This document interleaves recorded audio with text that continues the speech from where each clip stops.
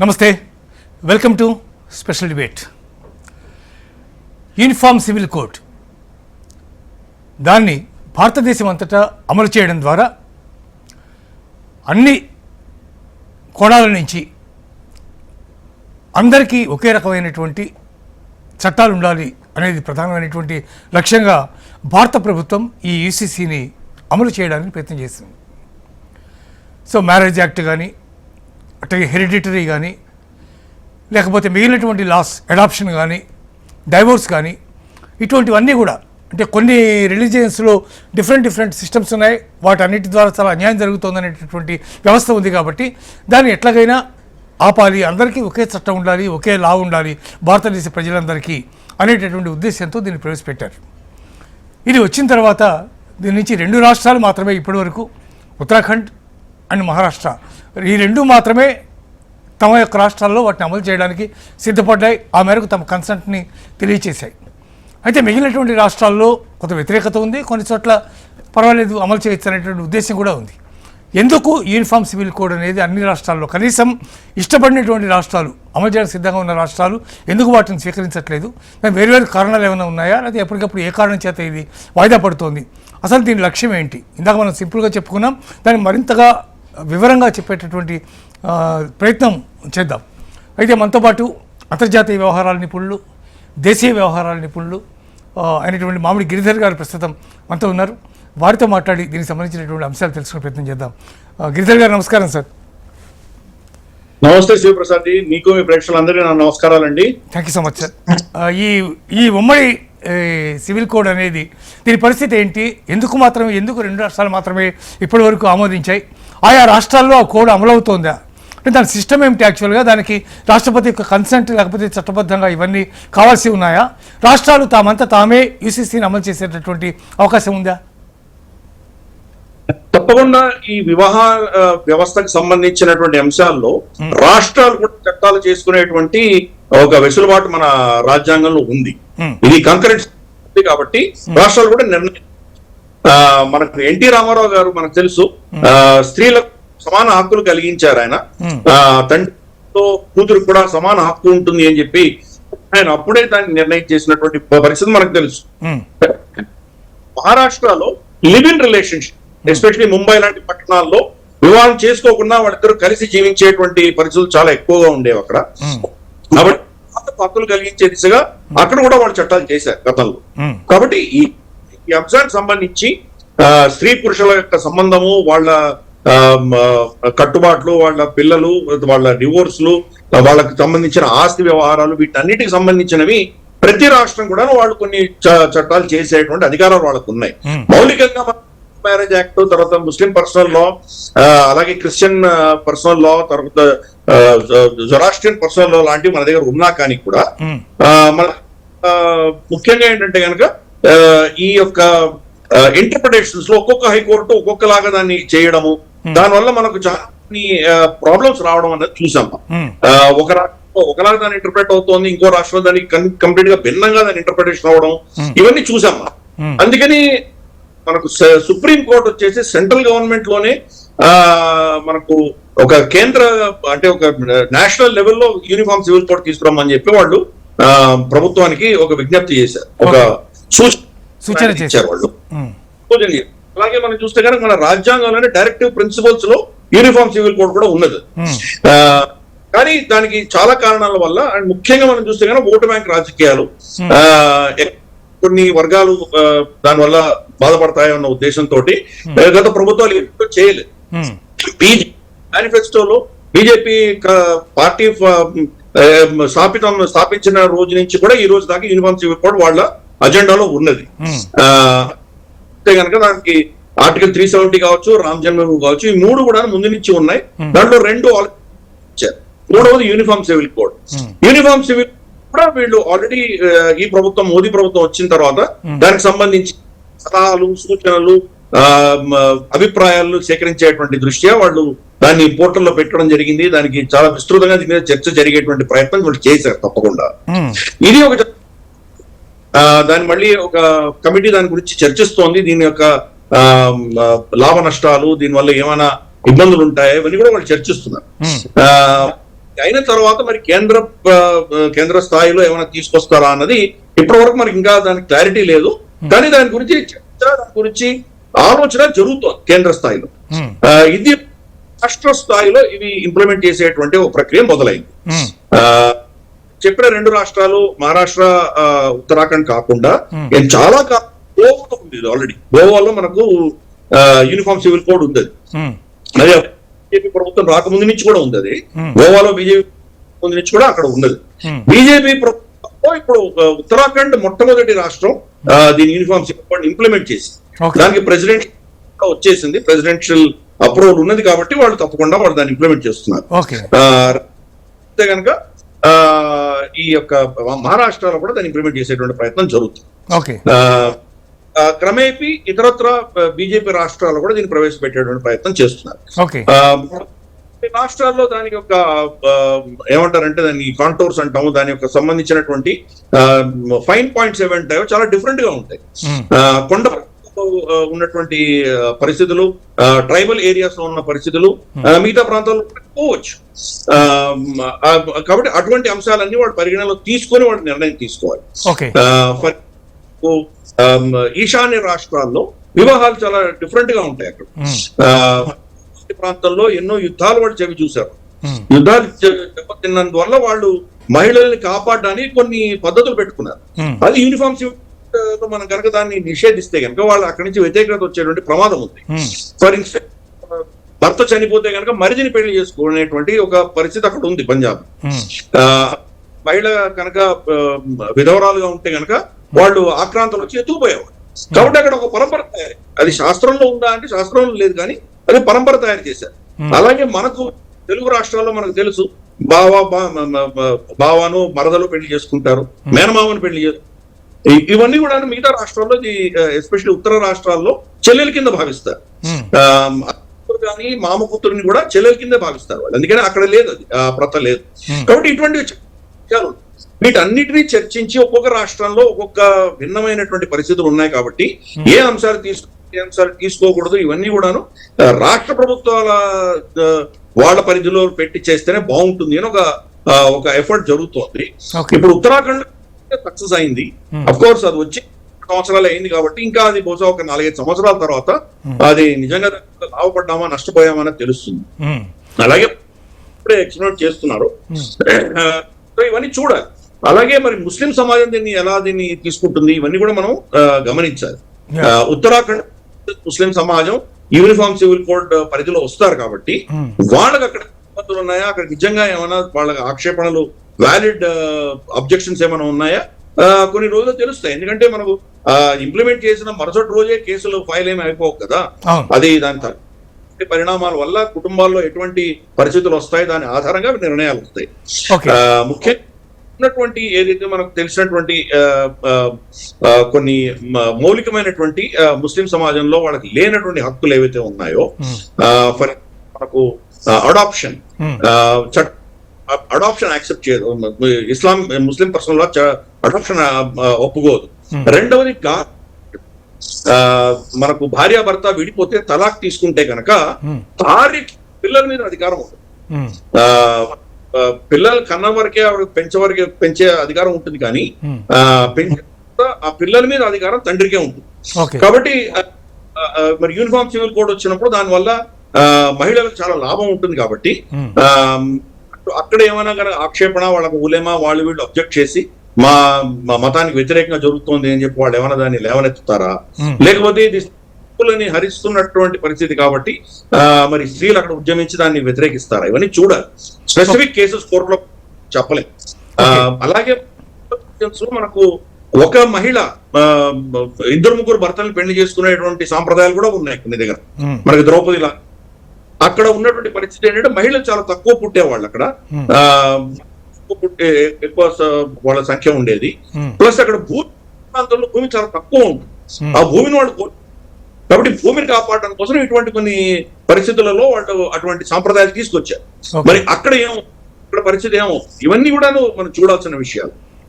అలాగే మనకు డైవోర్స్ సంబంధించి మరి ఆ మహిళకి ఎటువంటి కాంపన్సేషన్ ఇవ్వాలి, ముస్లిం చట్టం ఉంటుంది. అలాగే ప్రతి రాష్ట్రంలో వేరేలాగా ఉంటాయి. ఆల్రెడీ వివాహం అప్పుడు మేము కట్నం ఇచ్చేసాం కాబట్టి మా పిల్లలకి ఆడపిల్లలకి హక్కులు లేవు అన్నటువంటి ఒక ఆర్గ్యుమెంట్ ఉంది. ఇటువంటివి ఎన్నో విషయాలు ప్రతి రాష్ట్రంలో డిఫరెంట్ గా ఉన్నాయి కాబట్టి వాటిని రాష్ట్ర స్థాయిలోనే దీనికి సమాధానం ఇస్తే బాగుంటుంది అన్నటువంటి ఒక ఆలోచన. ఒకవేళ ఏ రాష్ట్రం అన్నా కూడా దాన్ని అంగీకరించకపోతే అప్పుడు పరిస్థితి ఏంటి? ఇప్పుడు అంగీకరిస్తున్నారు కదా, ఇప్పుడు 2 స్టేట్స్ ఆల్రెడీ ఇంప్లిమెంట్ అవుతున్నాయి, గోవాలోను ఉత్తరాఖండ్. ఇప్పుడు అది చట్టం నడుస్తోంది. దాని మీద అబ్జెక్షన్స్ ఏమి లేవు పెద్దగా, దానివల్ల ఎవరికి ఇబ్బంది లేదు, నడుస్తోంది. ఇప్పుడు మహారాష్ట్రలో ఇంప్లిమెంట్ అవుతుంది. మహారాష్ట్ర చాలా పెద్ద స్టేట్, ఉత్తరప్రదేశ్ తర్వాత సెకండ్ బిగ్గెస్ట్ స్టేట్ మహారాష్ట్ర. కాబట్టి దాంట్లో ఇంప్లిమెంట్ అయిందంటే కనుక బహుశా నెక్స్ట్ ఉత్తరప్రదేశ్ కానీ, హర్యానా కానీ, మనకు రాజస్థాన్ కానీ, మనకు మధ్యప్రదేశ్ కానీ, మిగతా బీజేపీ పాలిత రాష్ట్రాల్లో దాన్ని ఇంప్లిమెంట్ చేసేటువంటి ప్రయత్నాలు జరుగుతాయి. హర్యానా ఆఫ్ కోర్స్ చాలా టఫెస్ట్. హర్యానాలో అక్కడ ఉన్నటువంటి సామాజిక కట్టుబాట్లు చాలా డిఫరెంట్ గా ఉంటాయి. కానీ అక్కడ కూడా బీజేపీ ఇంప్లిమెంట్ చేయొచ్చు. అందుకని క్రమేపీ ఒకటొకటి చేసుకుంటూ వెళితే కనుక దేశంలో మెజారిటీ రాష్ట్రాలలో మనకు ఆల్రెడీ ఇవన్నీ కూడా ఇటువంటివి రాష్ట్ర స్థాయిలో ఈ చట్టాలు వచ్చినాయి అంటే కనుక తప్పకుండా అప్పుడు కేంద్ర స్థాయి లెవెల్లో కూడా వాళ్ళు కొన్ని సవరణలు చేసేటువంటి అవకాశాలు వస్తాయి. ముఖ్యంగా ఒకవేళ కేంద్రమే దీన్ని ప్రత్యేకంగా ఒక చట్టాన్ని చేసి ఆ చట్ట ప్రకారం మొత్తం అందరూ ఫాలో అవ్వాలని చెప్పేటటువంటి పరిస్థితి ఏమన్నా వచ్చే అవకాశం ఉందా? చెప్పలేము, ఎందుకంటే అది ఇంకా ఇప్పుడు ప్రస్తుతానికి వాళ్ళ కమిటీలు దాని గురించి చర్చిస్తున్నాయి. ఈ ఇంత దేశవ్యాప్తంగా వచ్చినటువంటి ఏవైతే వాళ్లకు ఫీడ్బ్యాక్స్ వచ్చినాయో ఆ ఫీడ్బ్యాక్స్ ఆధారంగా వాళ్ళు దాన్ని అనలైజ్ చేస్తున్నారు. ఉద్దేశంతో చెప్పారు వాళ్ళు ఇలా చేస్తే బాగుంటుంది. దీన్ని సమర్థించే వాళ్ళలో కూడా కొన్ని రెస్ట్రిక్షన్స్ అవి పెట్టాలి అని చెప్పి కొంతమంది సపోర్ట్ చేస్తారు, కొంతమంది సూచనలు ఇచ్చారు. ఫర్ ఇన్స్టెన్స్ ఇప్పుడు ఉన్నటువంటి చట్టంలో అంటే హిందూ మ్యారేజ్ యాక్ట్ లో కావచ్చు లేదా ముస్లిం పర్సనల్ లా లో కావచ్చు, భార్య భర్తల్లో ఒకరు మతం మారితే కనుక అది గ్రౌండ్ అవ్వచ్చు. ఎందుకంటే ఫర్ ఇన్స్టెన్స్ మనం హిందూ మ్యారేజ్ యాక్ట్ తీసుకుందాం, వివాహం పిల్లల్ని కనడానికి సహజీవనానికి మాత్రమే కాదు ధార్మిక జీవితానికి కూడా కారణం. ఒక భార్యనో భర్తనో మతం మారారు అనుకుందాం,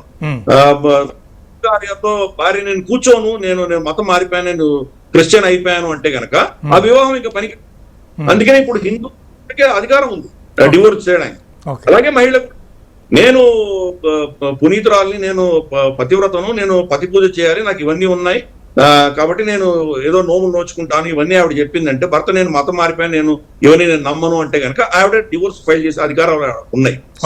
అలాగే లో కూడా ఉన్నాయి, ఇటువంటివే ఉన్నాయి.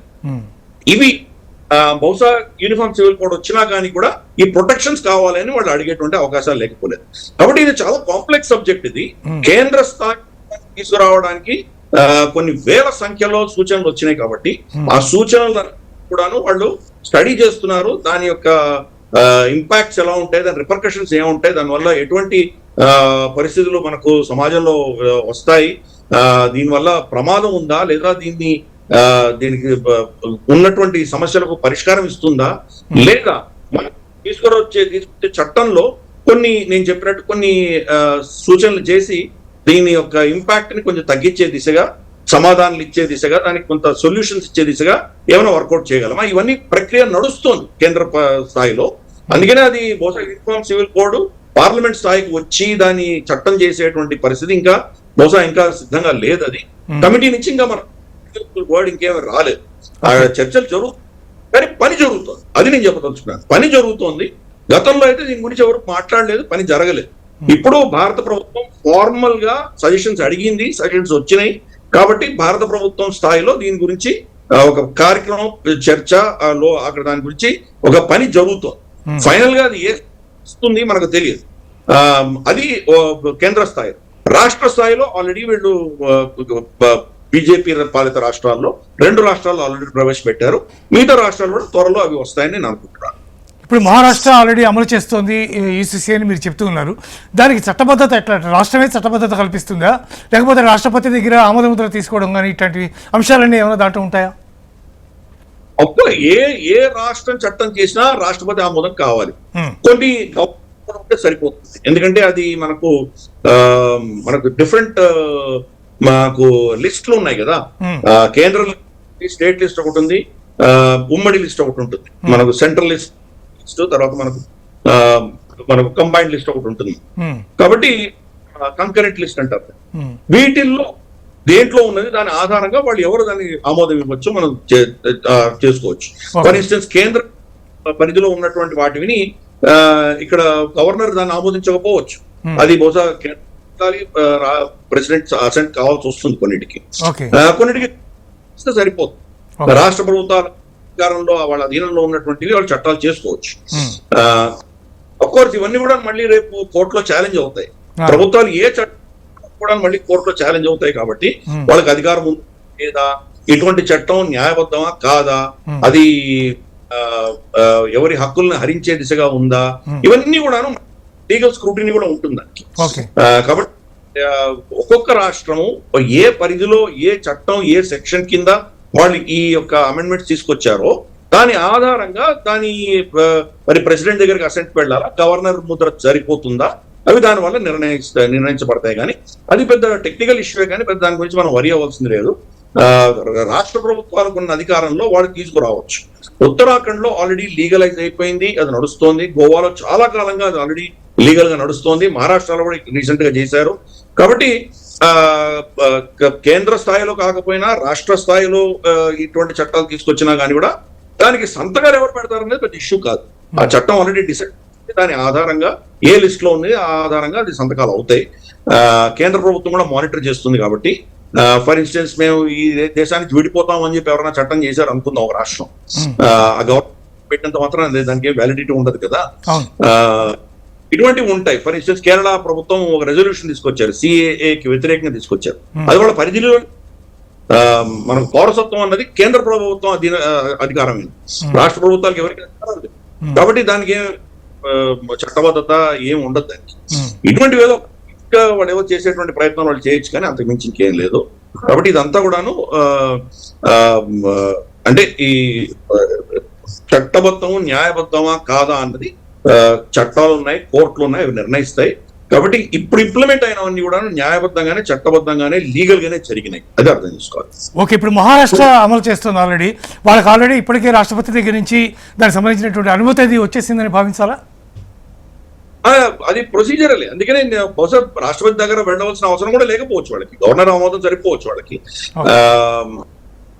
It's just process, legal process. కాబట్టి దాని గురించి అది అసలు మనం దాన్ని పట్టించుకోకర్లేదు.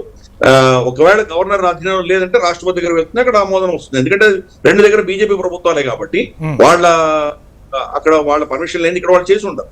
కాబట్టి గవర్నర్ బీజేపీ అపాయింటెడ్ మనిషి, ప్రెసిడెంట్ కూడా బీజేపీ ఎన్నుకోబడ్డటువంటి వ్యక్తి. కాబట్టి దానివల్ల ఏం కాదు, అది బ్లాక్ కానే కాదు, అది జస్ట్ ప్రొసీజరల్ ఇష్యూ, అంతకు మించి ఇంకేమీ లేదు, అయిపోతుంది. అది దానివల్ల ఏమీ లేదు. ఇన్ఫాక్ట్ బీజేపీ మేనిఫెస్టోలోనే ఉంది. కాబట్టి కేంద్ర ప్రభుత్వంలో చేసినా రాష్ట్ర స్థాయిలో చేసినా ఈ యూనిఫామ్ సివిల్ కోడ్ ని ఇంప్లిమెంట్ చేసే దిశగానే వాళ్ళ ప్రయత్నాలన్నీ కూడా చేస్తున్నారు. ఓకే, ఇప్పటి వరకు దీని మీద వేసినటువంటి కమిటీ, ఈ కమిటీ ఏమైనా ఇప్పటి వరకు ఒక భారీగా అంటే పెద్ద రిపోర్ట్ ఏమైనా ఇప్పటి వరకు తయారు చేసిందా, ఇంకా చేస్తోందా, ఇంకా ఎప్పటికీ అది పూర్తయ్యే అవకాశం ఉంది? అది చెప్పడం చాలా కష్టం, ఎందుకంటే కమిటీ నిర్ణయిస్తుంది ఎప్పటికీ వాళ్ళు ఫైనలైజ్ చేస్తారు అనేది. కానీ చర్చలు జరుగుతున్నాయి. కొన్ని వేల సంఖ్యలో వీళ్ళు వాళ్ళ ఒపీనియన్స్ ఇచ్చారు.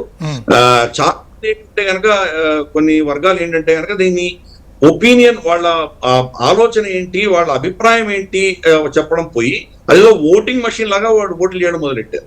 యూనిఫామ్ సివిల్ కావాల్సి కొంతమంది అయితే మాకు వద్దని కొంతమంది ఓట్లు వేయడం మొదలుపెట్టారు. అది ఓటు కాదు, ఇది ఇలా ప్రవేశపెట్టదలుచుకున్నాము, మీ అభిప్రాయం ఏంటి, దీనివల్ల నష్టం ఉందా, దీనివల్ల ఏమైనా ఇబ్బందులు ఉన్నాయా, దీనివల్ల మీ మతానికి సంబంధించో లేకపోతే మీ జీవన శైలికి సంబంధించో ఏమైనా బాధలు ఉన్నాయా, దీనివల్ల ఏమైనా ఆటంకాలు వస్తాయా, లేదా ఇది చేయడం వల్ల ఏమైనా లాభం ఉంటుంది, ఇవన్నీ కూడా చెప్పండి, మీ అభిప్రాయం చెప్పండి అని అడిగారు. అభిప్రాయం అదేదో మనకు మామూలుగా ఓటింగ్ చేస్తాం కదా, ఆ ఓటింగ్ లాగా చాలా మంది మస్జిదుల్లో వాటిల్లో వీటిలో చెప్పి మీరు వెళ్ళండి వెబ్సైట్ లోకి వెళ్ళి దీన్ని అపోజ్ చేయండి, మాకొద్దు ఇది యూనిఫామ్ సివిల్ కోడ్ అని కొట్టండి, ఇటువంటివన్నీ చెప్పారు. అలాగే కొన్ని హిందూ ఆర్గనైజేషన్స్ కూడా లేదు యూనిఫామ్ సివిల్ కోడ్ కావాలి, మనకు వాట్సాప్ యూనివర్సిటీలో చాలా ఉంటాయి, ఇది కనుక సివిల్ కోడ్ రాకపోతే 20 ఏళ్లలో మొత్తం ఇదంతా ఇస్లాం దేశం అయిపోతుంది, ఇటువంటివి వీళ్ళ సైడు అటువంటి వాళ్ళ సైడ్ ఇద్దరు కూడా దీన్ని ఏదో ఒక ఎమోషనల్ గా తీసుకుని దాన్ని ఓటింగ్ లా దాన్ని ట్రీట్ చేశారు గతంలో. కాబట్టి కమిటీ దగ్గర కొన్ని వేల సంఖ్యలో బహుశా లక్షల సంఖ్యలో ఈ రికమెండేషన్స్ అన్ని వచ్చినాయి. వాటిని చేసి దాంట్లో చదివి దాంట్లో నిజమైనటువంటి అనాలిసిస్ చేసి దీని లావాదేవీల గురించి చెప్పినటువంటి వ్యక్తులు ఎవరున్నారు, వాళ్ళ ఒపీనియన్స్ ఏంటి, అవన్నీ చదివి కమిటీలో మళ్ళీ చర్చించి దీన్ని ఫైనల్ గా తీసుకురావడానికి సమయం పడుతుంది. భారత కూడా దాంట్లో ఇన్వాల్వ్ అయి ఉంటాయి. ప్రస్తుతానికి వాళ్ళ ప్రయారిటీస్ ఏంటి, దీని తర్వాత ఏం చేయాలి, ఇవన్నీ కూడా ఉంటాయి వాళ్ళ. బహుశా ఈ సంవత్సరం మనకు సెన్సస్ జరుగుతోంది ఇప్పుడు ఆల్రెడీ, తర్వాత డీలిమిటేషన్ వస్తుంది, చాలా ఉన్నాయి. అలాగే మనకు యూనిఫామ్ సివిల్ కోడ్ ఒకటి ప్రయారిటీ ఉన్నది వాళ్ళకు. తర్వాత మనకు బహుశా మనకు 1 నేషన్ 1 ఎలక్షన్ ప్రయారిటీ కూడా రావచ్చు. కాబట్టి ఇవన్నీ కూడా పద్ధతి ప్రకారం జరుగుతాయి, వాళ్ళ ప్రయారిటీస్ ప్రకారం, కేంద్ర ప్రభుత్వం యొక్క ప్రయారిటీస్ ప్రకారం జరుగుతాయి. కాబట్టి ఇంతవల్ల కమిటీ స్టడీ చేసి వాళ్ళు ఫైనల్ గా నివేదిక ఇస్తారు. బహుశా ఇంటర్మ్ రిపోర్ట్ ఇస్తారా లేదా డైరెక్ట్ గా ఫైనల్ రిపోర్ట్ ఇస్తారా మనం చెప్పలేము. సమయం లక్షల వ్యూస్ వచ్చి మీరు దాన్ని బేఖాతరు చేసి ఆ 3 నెలల్లో 4 నెలల్లో రిపోర్ట్ ఇస్తానంటే గనక మరి ఇంతమంది ఇచ్చిన వాళ్ళని మీరు అగౌరవపరిచినట్టే కదా. ఎవరైతే వాడు ఒపీనియన్ ఉంటే మీరు వినాలి కదా, కనీసం చదవాలి కదా. చదివి మీరు దాన్ని తిరస్కరిస్తారా యాక్సెప్ట్ చేస్తారా మీ ఇష్టం. కనీసం అందరు ఒపీనియన్స్ ని చదివేటువంటి పరిస్థితి అయినా అంత సమయం మీకు కావాలి కదా. అందుకని సమయం పడుతుంది, తొందరగా వస్తుందని నేను అనుకోను. నేను బహుశా ఇంకా కొంత కసరత్తు చేయవలసి వచ్చింది. నేను ఇందాకనే మీకు అన్ని ఎక్స్ప్లెయిన్ చేశాను కాంప్లికేషన్స్ ఎలా ఉన్నాయి. ఒక్కొక్క దగ్గర కట్టుబాట్లు ఉంటాయి, ఆ కట్టుబాట్లని ఎలా దాన్ని అధిగమిస్తారు. కొన్ని టైప్స్ ఆఫ్ రిలేషన్షిప్స్ ని వివాహానికి వాళ్ళు అంగీకరించారు కొన్ని ప్రాంతాల్లో దాన్ని ఇస్తారు. ఇటువంటివి ఫర్ కొన్ని ముస్లిం సమాజాల్లో అయితే బాబాయ్ చిన్నాన్న కూతురు కూడా పెళ్లి చేసుకుంటారు, పిన్ని కూతురు కూడా చేసుకుంటారు వాళ్ళు. అసిం తన కూతురు వివాహం తన తమ్ముడి కొడుకు ఇచ్చి చేశాడు. అఫ్కోర్స్ అది ఇస్లామిక్ ట్రెడిషన్ కింద కూడా భావిస్తారు. కాబట్టి అది ఆమోదయోగ్యమైన. సో ఇవన్నీ కూడా ఉన్నాయి, చాలా కాంప్లికేషన్స్ ఉన్నాయి దీంట్లో. అందుకని ఇవన్నీ కూడా ప్రతిదానికి కూడా లాజిక్ ఇవ్వాలి. ఎందుకు మీరు దాన్ని స్వీకరిస్తున్నారు, ఎందుకు రిజెక్ట్ చేస్తున్నారు, దానికి లాజిక్ ఇవ్వాలి. యూనిఫామిటీ అన్నది ఏ అంశాల్లో యూనిఫామిటీ ఉంటుంది, ఏ అంశాల్లో యూనిఫామిటీ ఉండదు, ఇవి కూడా మాట్లాడాలి. కాబట్టి ఇది చాలా కాంప్లికేటెడ్ ఇష్యూ, అంత సులభమైనటువంటి విషయం కాదు. ముఖ్యంగా ఏంటంటే ఈ ప్రభుత్వం వచ్చిన తర్వాత దీని మీద చర్చ మొదలుపెట్టి ఇంతవరకు దీన్ని చర్చించలేదు, దీని గురించి ఎవరు టచ్ కూడా చేయలేదు. చర్చ మొదలైంది, దానివల్ల చాలా మంది దేశవ్యాప్తంగా అందరూ వాళ్ళు ఒపీనియన్స్ ఇచ్చారు. ఆ కమిటీ దాని గురించి చర్చిస్తోంది, దాని గురించి చదువుతోంది, వీళ్ళు వచ్చిన ఒపీనియన్స్ అన్ని కూడాను. ఫైనల్ గా దాని ముసాయిదా తీసుకొస్తారు వాళ్ళు. దాని ఆధారంగా జరుగుతాయి. పార్లమెంట్ లో దాని గురించి చర్చ జరుగుతుంది. బహుశా మళ్ళీ ఒక పార్లమెంటరీ స్టాండింగ్ కమిటీలో దేని పంపించవచ్చు దాన్ని. పార్లమెంట్ అబ్జెక్షన్స్ రావచ్చు ఆపోజిషన్ పార్టీల దగ్గర నుంచి. మరి ఆబ్జెక్షన్స్ అన్ని వినడానికి కోసం అని చెప్పి ఒక వేరే కమిటీ ఫామ్ చేయొచ్చు, పార్లమెంటరీ కమిటీ ఫామ్ చేయొచ్చు. ఆ కమిటీ తర్వాతనే బహుశా మళ్ళీ అది ఒక ఫైనల్ రూపంలో అది వచ్చేటువంటి అవకాశాలు ఉన్నాయి. మనకు యూనిఫామ్ సివిల్ కోడ్ అనేది ఒక చట్టం కాదు, ఎన్నో చట్టాలని సవరణ చేసుకుంటూ రావాలి. అలాగే అంశాల్లో కొత్త చట్టాలు తీసుకురావాల్సిన అవసరం ఉంది. సో ఇవన్నీ కూడా చాలా కీలకమే. అలాగే మనకు దీని సివిల్ లా అన్నసరికి దీంట్లో ఏవి మనకు సివిల్ కింద మనకు పరిగణిస్తాం, ఓటుకు సంబంధించిన విషయాలు కావచ్చు, లేదా వివాహేతర సివిల్ విషయాలు కూడా దీంట్లో మనకి ఇంక్లూడ్ చేయాలా, ఇటువంటి చాలా దాంట్లో మనకు కాంప్లికేషన్స్ ఉన్నాయి. అందుకనే దీన్ని రేపు వస్తుందా ఎల్లుండి వస్తుందా అని చెప్పడం మనకు చాలా కష్టం. ప్రభుత్వం చిత్తశుద్ధితో ఉన్నది, ప్రభుత్వం దీన్ని చర్చ మొదలు పెట్టింది, దీనివల్ల అభిప్రాయ సేకరణ అనేది జరిగిపోయింది, డెడ్ లైన్ ఇచ్చారు, అభిప్రాయాలు వచ్చేసినాయి, అవన్నీ వాళ్ళు చదువుతున్నారు. చదివిన తర్వాత నేను ఇందాక అన్నట్టు ఫైనల్ గా ఒక ఒపీనియన్ రూపేణ రాబోతున్నది. ప్రభుత్వం నిర్ణయిస్తుంది ఎప్పటి లోపల దీన్ని ఇంప్లిమెంట్ చేయాలనేది నిర్ణయిస్తుంది. అంతవరకు ఆగకుండా రాష్ట్ర స్థాయిలో మొదలు పెట్టారు. ఇప్పుడు ఎన్నికలు అయితే రాష్ట్రాల్లో ఇంప్లిమెంట్ చేసినామని ఆశ్చర్యపోక్కర్లేదు. ఫర్ ఇన్స్టెన్స్ కొన్ని సవరణలు ఆల్రెడీ తీసుకొచ్చారు ఆయన హేమంత్ బిశ్వ శర్మ. అంటే 2 మతాల మధ్యలో వివాహాలకు సంబంధించి కొన్ని రెస్ట్రిక్షన్స్ తీసుకొచ్చాడు. అలాగే భూమి ట్రాన్స్ఫర్ గురించి కూడా 2 మతాల మధ్యలో భూముల ట్రాన్స్ఫర్ కూడా కొన్ని రెస్ట్రిక్షన్స్ తీసుకొచ్చారు ఆయన. కాబట్టి సివిల్ కోడ్ ఏదో ఒక అస్సాంలో వచ్చేటువంటి సూచనలు మనకు ఉన్నాయి బీజేపీ గెలిస్తే. మరి పాండిచ్చేరిలో బహుశా తీసుకురావచ్చు, ఎందుకంటే పాండిచ్చేరి బీజేపీ పాలిత రాష్ట్రమే కాబట్టి. మరి పాండిచ్చేరిలో కూడా చేసేటువంటి అవకాశాలు లేకపోతే ఇలా క్రమే కొన్ని స్టేట్స్ లో వాళ్ళు చూసి సక్సెస్ అయిన తర్వాత పార్లమెంట్ కనుక పార్లమెంట్ నిజంగా అబ్జెక్ట్ ఎవరు చేయలేకపోవచ్చు. మరి ఈ రాష్ట్రంలో సక్సెస్ఫుల్ గా ఉన్నప్పుడు మిగతా రాష్ట్రాల్లో ప్రాబ్లం ఏంటి అన్న ఒక ప్రశ్న పుడుతుంది కాబట్టి అవును. సమయం పడుతుంది. Yeah. తప్పకుండా ప్రభుత్వ పరిధిలో ఉన్నది, వాళ్ళు సీరియస్ గా ఉన్నారు. ఈ విషయం మాత్రం మనం అప్రిషియేట్ చేయాలి. Thank you so much sir, చాలా విలువైనటువంటి అద్భుతమైనటువంటి సమాచారం ఇచ్చినందుకు కృతజ్ఞతలు. నమస్కారం. ఇదే ఇవాల్టి స్పెషల్ డిబేట్. చూస్తూనే ఉండండి HM.